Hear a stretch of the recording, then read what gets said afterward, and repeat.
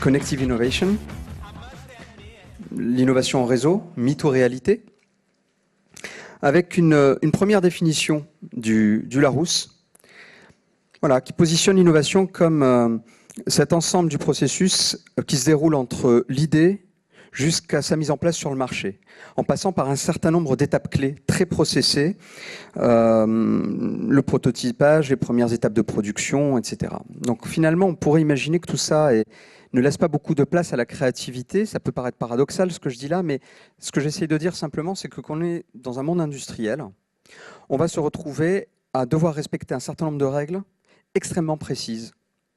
Et quelque part, quand on cherche les synonymes de cette notion d'innovation, ces synonymes vont tourner autour des notions de changement, d'évolution, de création, de révolution. Ce sont toujours les termes qui sont associés au mot innovation dans le Larousse.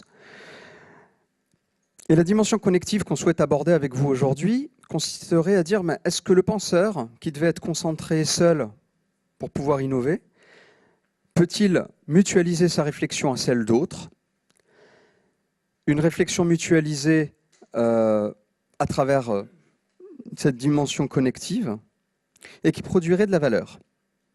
En quoi l'opportunité digitale, les boîtes à idées numériques, les réseaux sociaux vont permettre à ces différents individus de mettre en commun leurs réflexions et que cela produise de la valeur. La valeur, une rupture dans le mode de pensée, dans les mathématiques euclidiennes, puisque cela tendrait à dire que l'intelligence collective est supérieure à l'intelligence détenue par chacun des individus. C'est pas simple.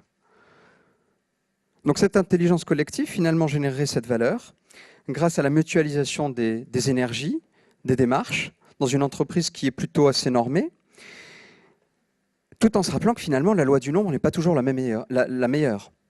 Je vous rappelle par exemple que quand l'intelligence collective pensait que la Terre était plate, cela a failli emmener Galilée au bûcher. Si on a une deuxième lecture de la définition du mot d'innovation, toujours selon le Larousse, on considère que c'est un processus d'influence qui remet en cause l'ordre établi, qui remet en cause les normes existantes, les normes sociales existantes pour en proposer de nouvelles. Ça m'intéresse. Du coup, je creuse et je vais voir les contraires. Les contraires de l'innovation, toujours selon le Larousse, sont liés à conservatisme, routine, tradition. Ça laisse sous-entendre que quand on va innover, dans un cadre existant, on va devoir s'opposer à un certain nombre de cadres, un certain nombre de règles. Et cela n'est pas sans risque, tant pour l'individu que pour le collectif. On va devoir, pour travailler autrement, remettre en cause notre relation au temps et à l'espace dans nos contrats de travail, et donc potentiellement bousculer le droit du travail, ce qui n'est pas simple.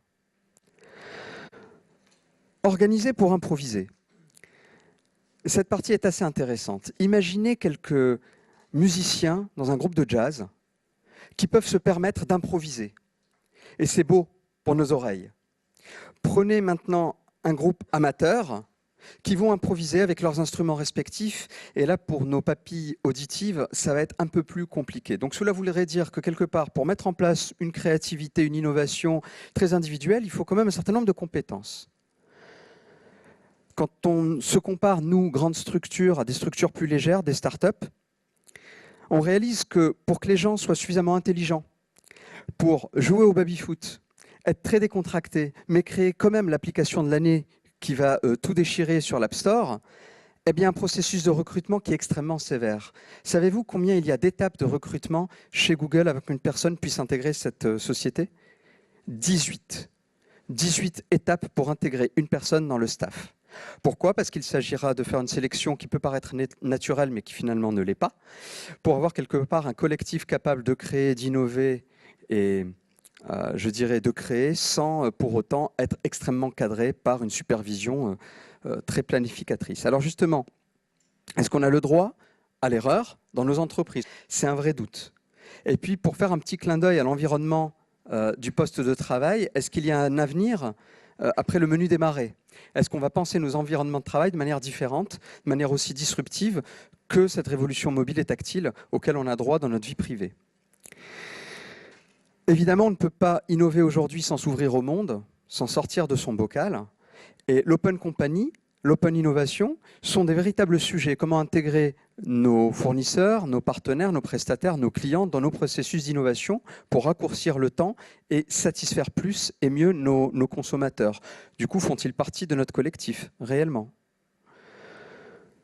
Cette intelligence connective, celle qui consiste à identifier les sachants, part du postulat qu'on sait mixer le référentiel qui indique les compétences détenues par les collaborateurs en fonction de leur fiche de poste, avec une dimension d'opt-in. L'opt-in étant la capacité de tout un chacun d'exprimer librement ses compétences, ses volontés de participer à tel ou tel projet et son appétence.